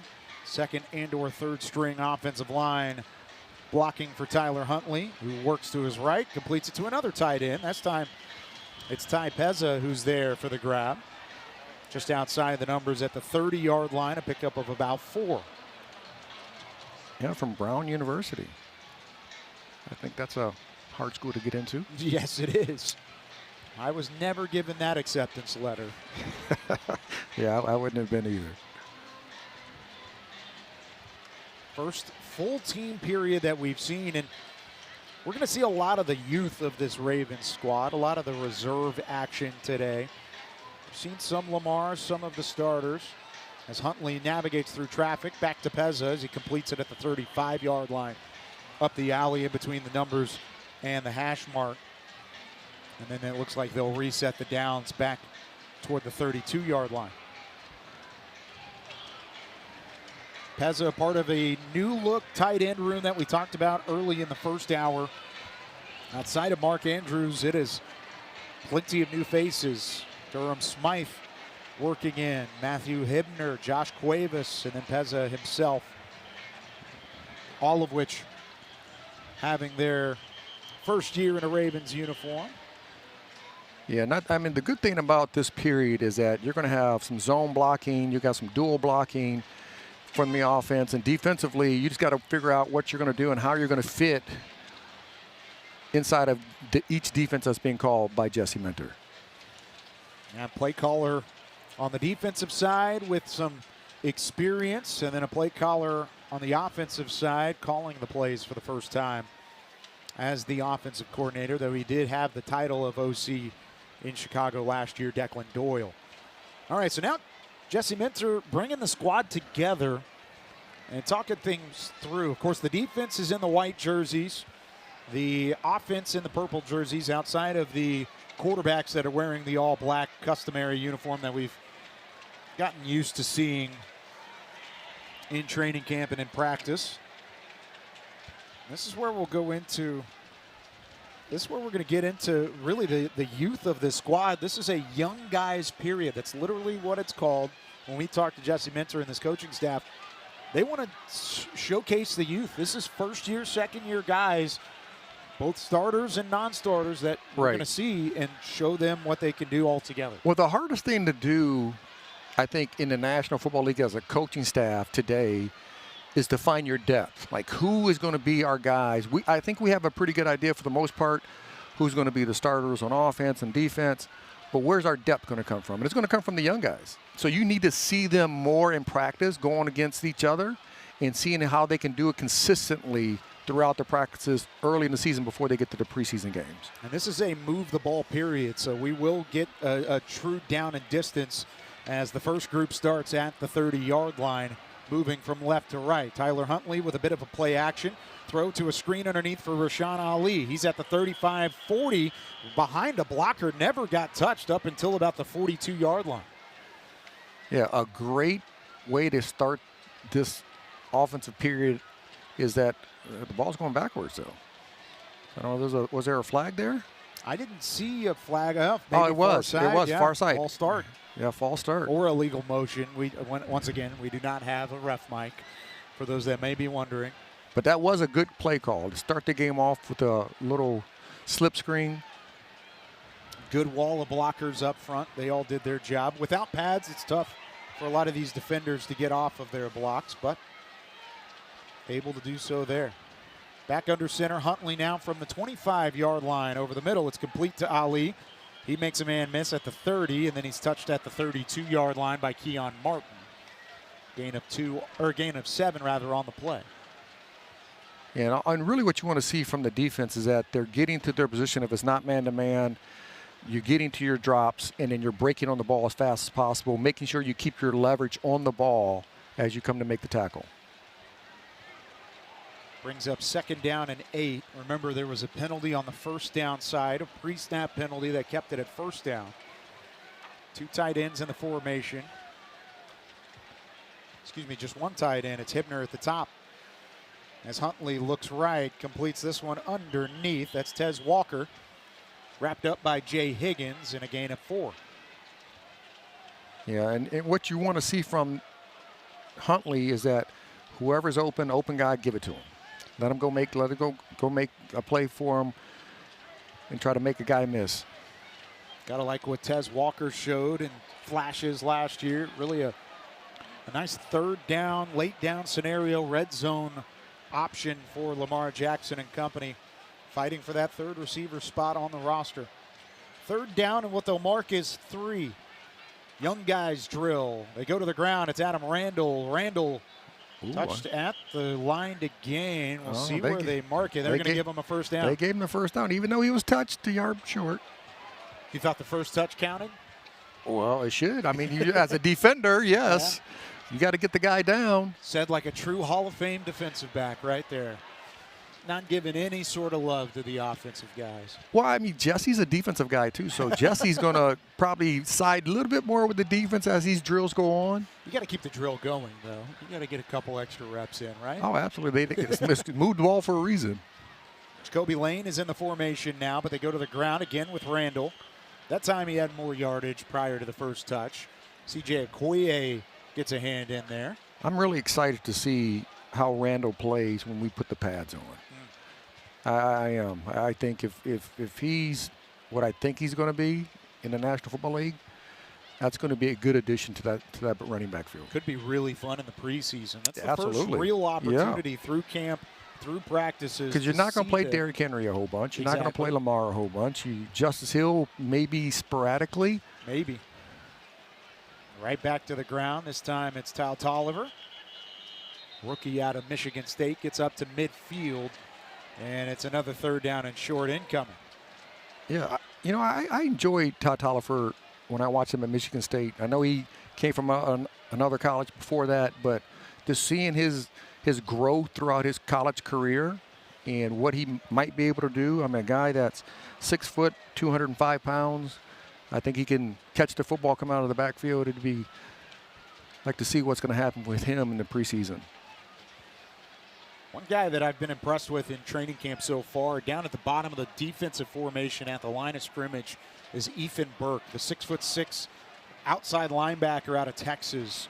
Has showed some stuff early. No real impact here on 1st down and 10, as the defense ultimately got there, and he got a hand in at the last second. That was a coverage sack, if anything, and there's also a penalty marker down in the backfield.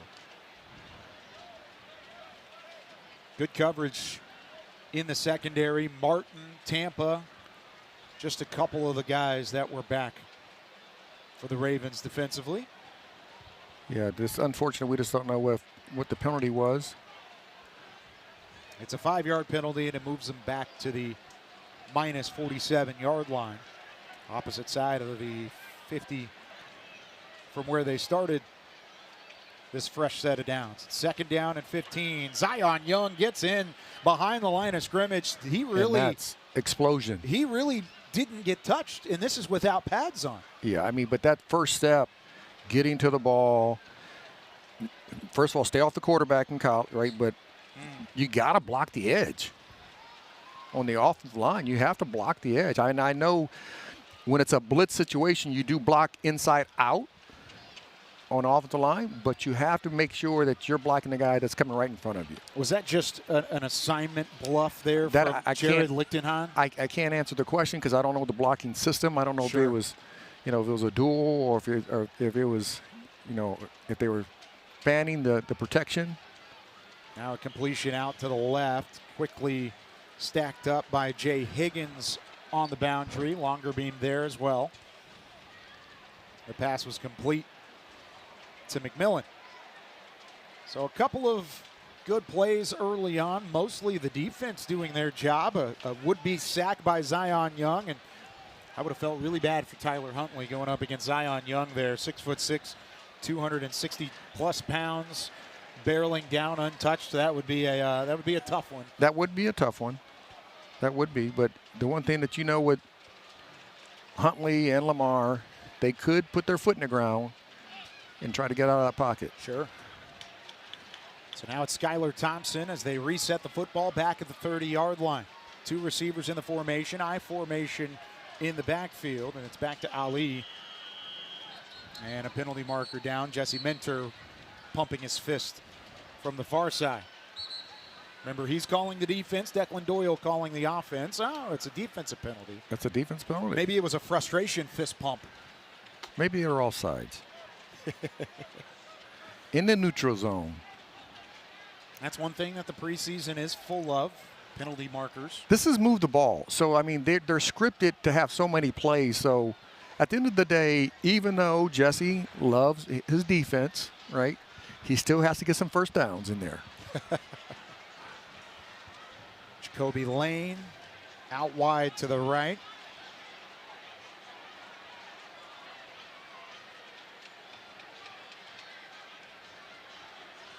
Wide receiver in tight to the left, and a tight end is out there too, as this one's complete. Excuse me, that's the fullback. That's Lucas Scott making the play, and the one true fullback on the roster that's really going to play a tight end role more than anything. Yeah, 6'3", 290, so he's probably 300 right now. I mean, that's a fullback. That's a fullback, big tight end. Use him in some blocking scenarios. Setting up what is now second down and about 6. First down marker is at the opposite 49-yard line. Turnaround, that one blown up immediately. In the backfield quickly is Aeneas Peebles. And that's a really good play, that explosion. Peebles out of Virginia Tech going into year number 2. A lot of people excited about what he could bring. Yeah, he was a 3 technique. He just sticked it inside, untouched to the ball. And nowhere to go out of the backfield for the offensive side. There was a penalty marker, but they'll mark it back at the original spot at 3rd down and 10. Remember, if you're listening on the radio side of things, trying to keep up with a traditional football game, it's a little different because there's some back and some forth and some give and take. It's not traditional. It's not spotted the same way. So just stick with us as we try and navigate you through. If you're watching, you can see pretty much everything. Man in motion from right to left. Thompson out of the shotgun now, steps up, looks right, has Randall wide open outside the numbers, makes a move at the 43-yard line, touched up at the 40. First down yardage and then some, as he was lost in the sauce on the right side. Randall had plenty of room. Randall has some really good feet for his size. Remember, they used him quite a bit as a receiver. 36 receptions, 254 receiving yards, 3 receiving touchdowns at Clemson. It's kind of like Derrick Henry. Derrick Henry is so deceiving because he's so big. Like, he walks in, he takes up the whole door space. And you don't think he has that good a feet until he gets on the field. I think Steve Bisciotti knew what he was doing when he helped make that selection in the draft room. Steve's been around for a while. Yeah, he knew that one. Another would-be sack. That one blown dead. Skylar Thompson turned around after the play action, and there was nowhere to throw the football. He had multiple players barreling down. Would have been a sack by maybe 3 different white jerseys there. Maybe a combined sack or a half sack for each of those guys as the play now moves back. That was a loss of, I think that was Ola Jigga. 9 yards. Yeah, it was Ola Jigga who was in there first. But that's what you like to see. You like to see that, especially from the defensive standpoint, that getting pressure from the interior front. Stacked receivers to the left and movement up front. Evan Barrettston, the rookie out of Northwestern, jumped early, and 5 more yards for the defense. Jesse Minter has to be happy with this early down scenario. Well, he's happy about the defense, but he's not happy the pre-snap. Sure. You just can't have the pre-snap penalties, because that's just accounting in your head, making sure that you're hearing the quarterback and you're not jumping off sides. Barrettston, still a rookie, trying to make this roster, playing at the left guard spot on that attempt. Screen play, Tao Tolliver with the reception, right side, just outside the hash marks. The rookie Matthew McDoom out of Cincinnati works down. What a name for a I like that defensive name, back. McDoom. If he makes one play in the preseason, Rod, you better believe Oh, my God. it'll be a call. I like that, McDoom. It's where the fans need to get involved, and anytime he makes a tackle. Sounds like a Marvel character. McDoom. It does sound like a Marvel character. That's a good call. They did pick up some yardage, but it's still 3rd down and 14, maybe 15. The line to gain all the way at the 34. They're right at midfield. Motion from right to left is Cornelius Johnson. Plenty of time for Thompson. Steps up, delivers to Chris Moore, who had a step on his defender. Zion Young got in the backfield quickly. May have had a sack in a real game, but Thompson really didn't move. He was delivering that football one way or the other, and it looks like that brings it into our young guys period. Moving the ball with a little 11 on 11. No pads quite yet here in stadium practice for the Baltimore Ravens at CQ Stadium in College Park. It's been a fun afternoon so far, but we'll step aside. More to come as we look at Derrick Henry on our way out. You're listening to the 2026 Ravens practice.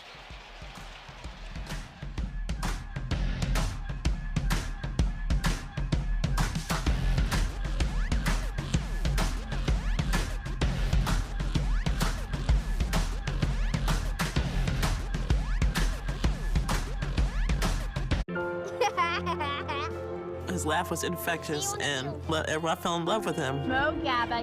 When he learned that there was nothing else that could be done, he was hurt. As crazy as it sounds, it never dimmed his light. Gilchrist came into the picture. They made him feel comfortable, and it was going to be okay.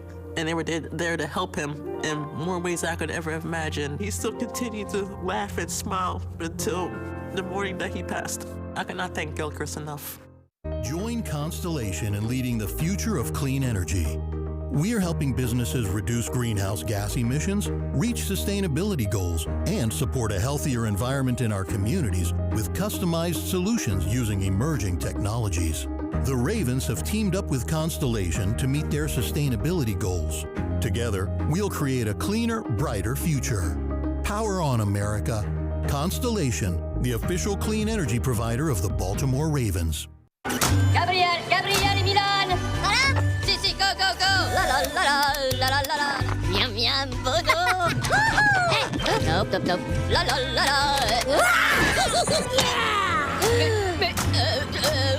Allez, viens. Oh, Coachella.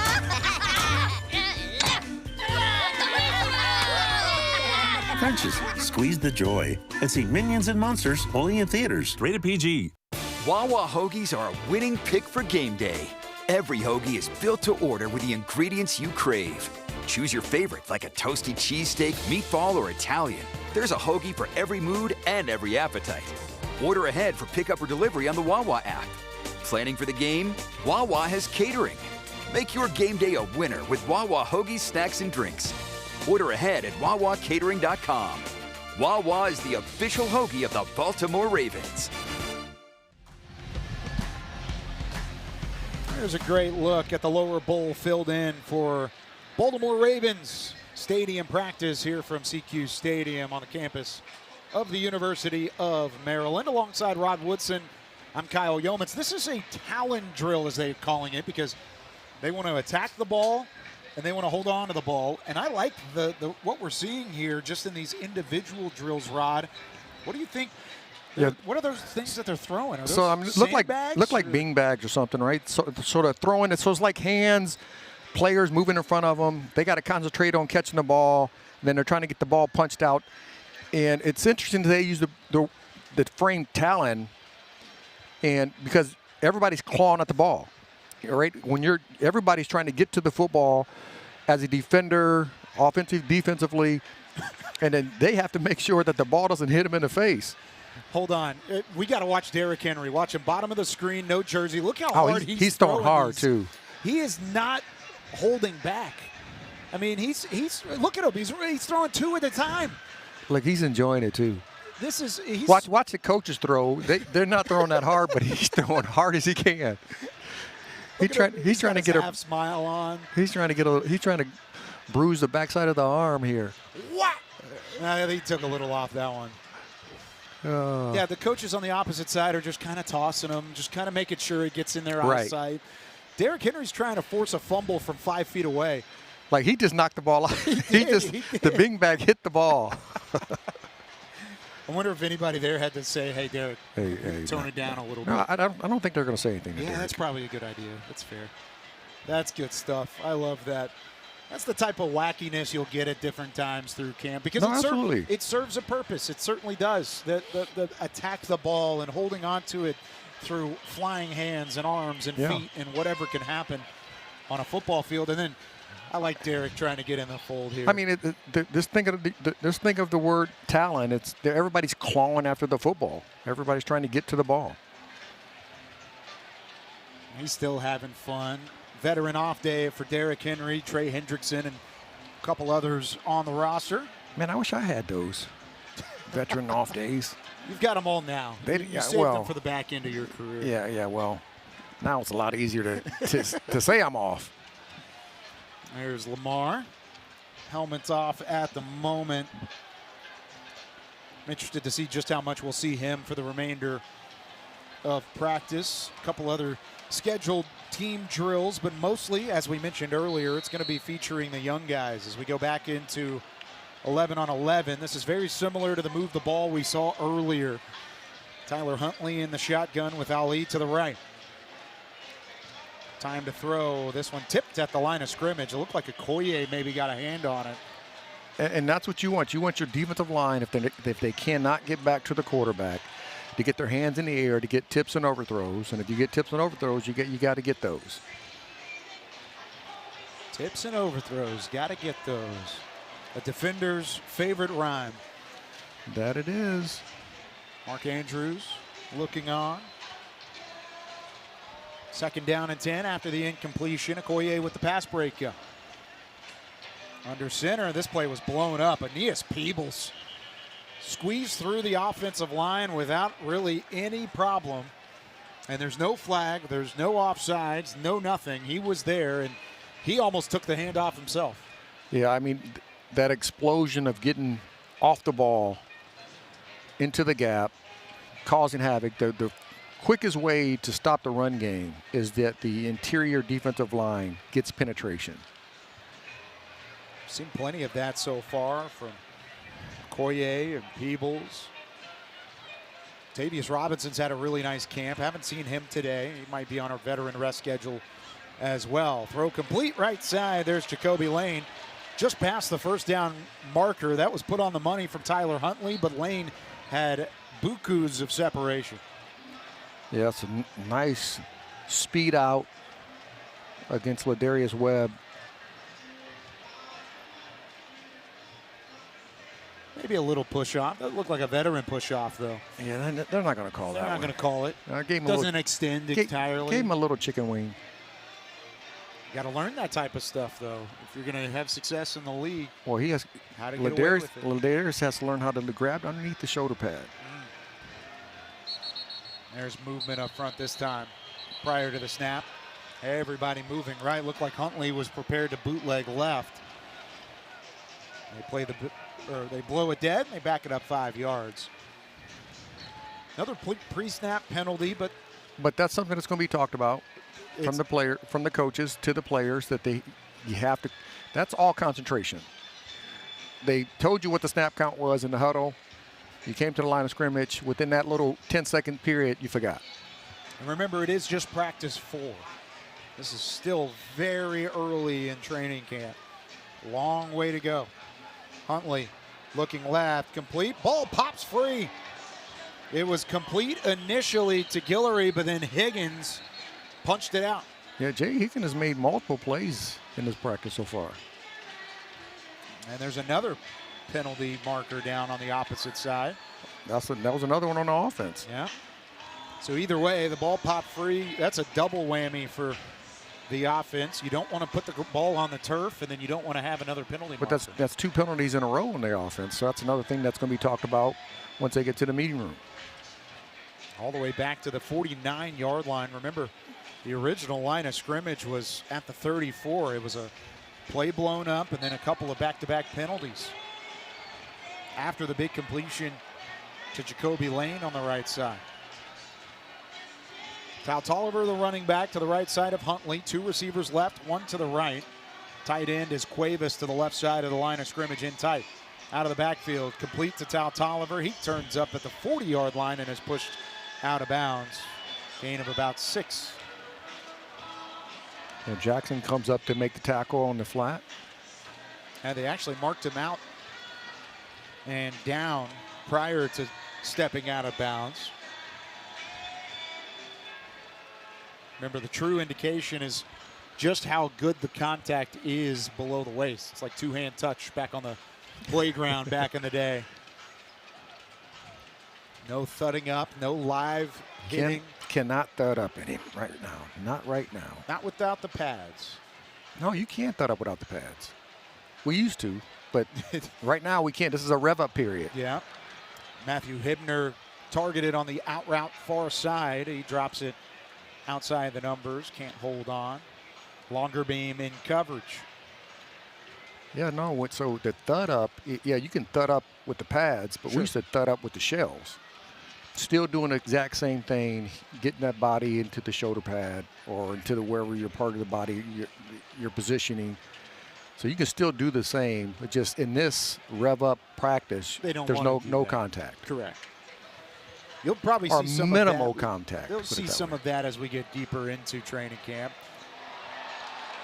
Deep target to the near side, just out of reach.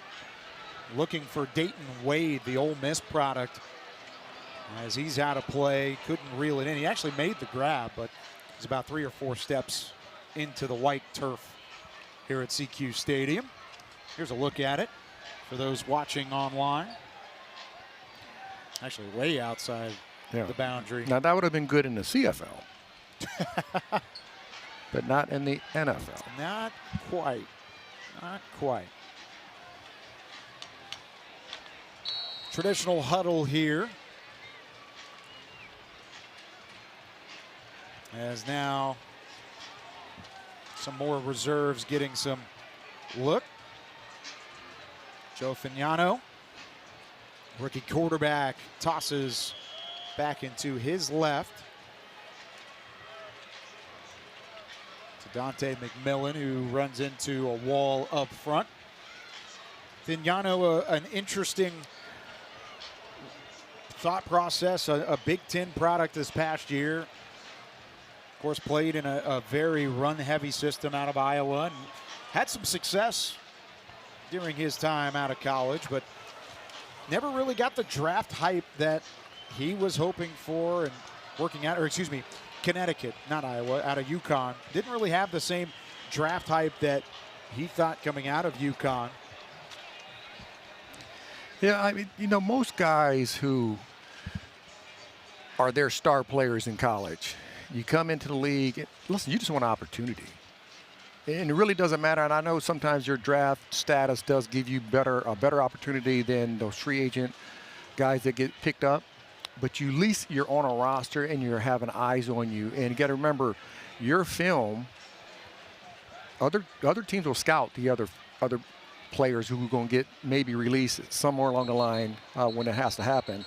And you want to make sure that you're playing at your best and have an opportunity so other 31 teams can see what you can do.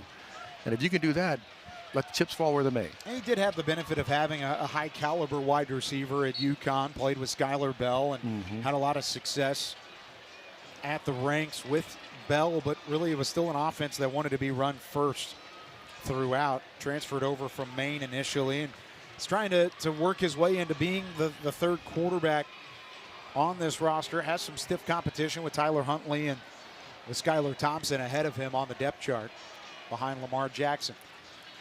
Vignano back to throw here, does have time. Ethan Burke gets in the backfield, keeps his hands up.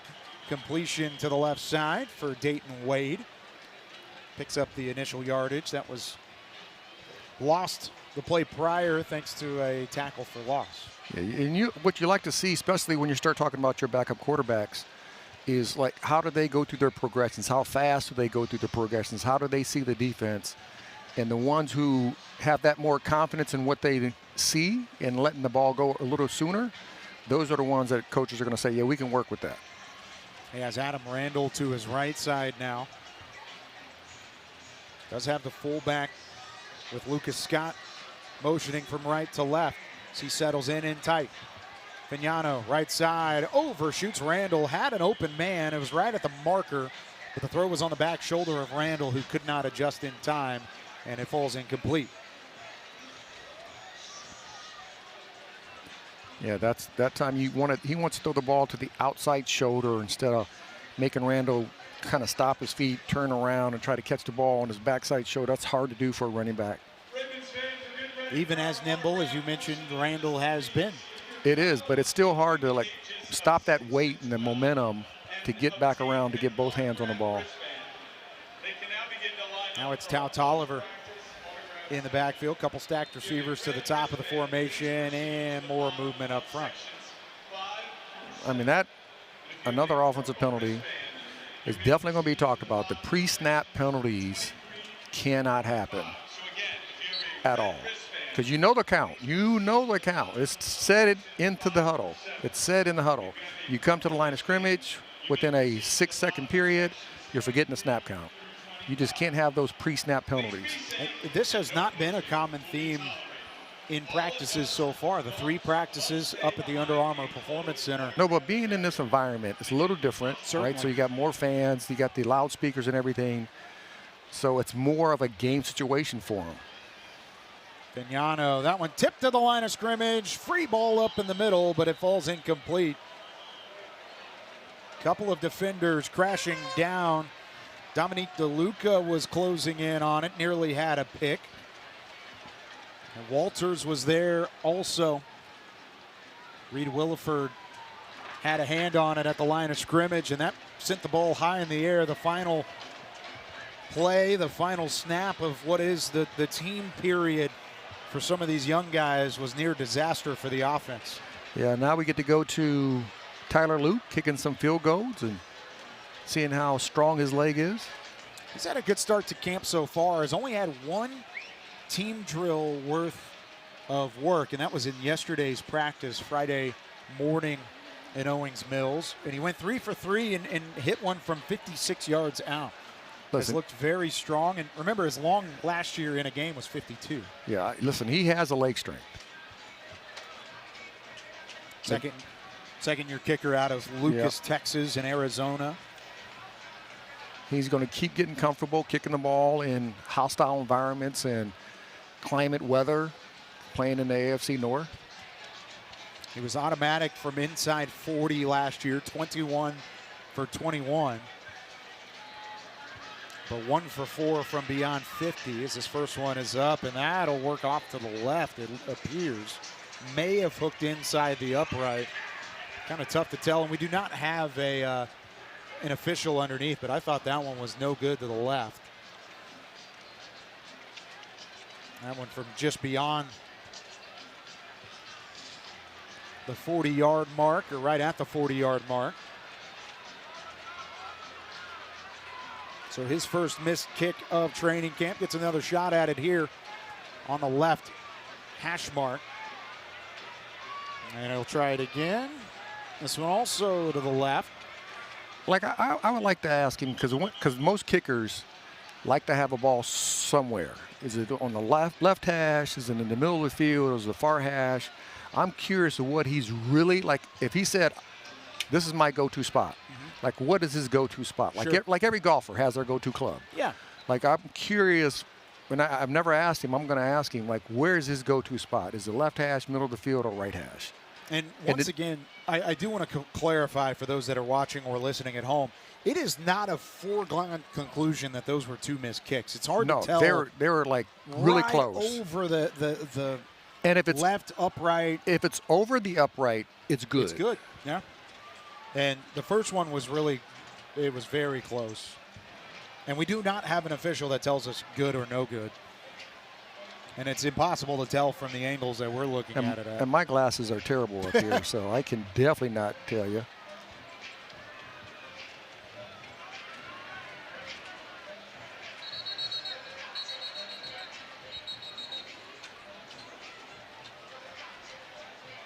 It looks like a timeout called by the defense, maybe to put a little pressure on Loop here. Little icing of the kicker even in practice just to try it out. Which will happen in the game. I mean, it'll be interesting to see how they bounce back.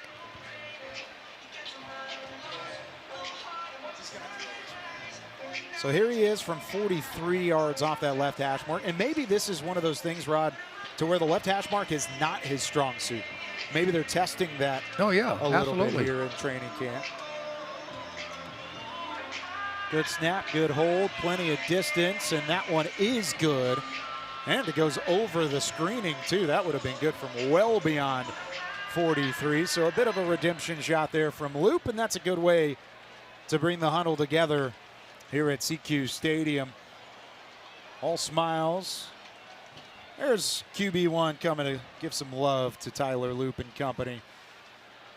After his 3 kick attempts here, was automatic the other day at the training facility. And today he finishes out with a 43-yard field goal through the uprights.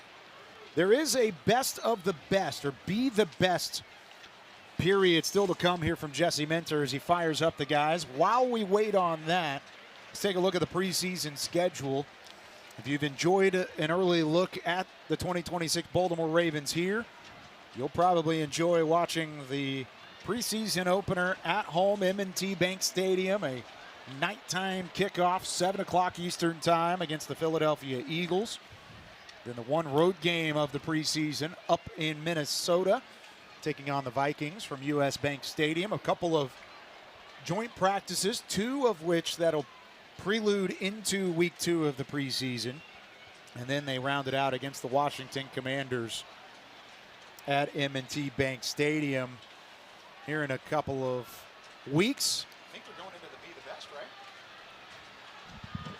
And it looks like the huddle is broken, and that'll be it for practice here from CQ Stadium. Rod, one final thought as we kind of wrap things up and say goodbye to the stadium practice for 2026. I mean, it's good to see. I mean, it's the 4th practice, getting the kinks out.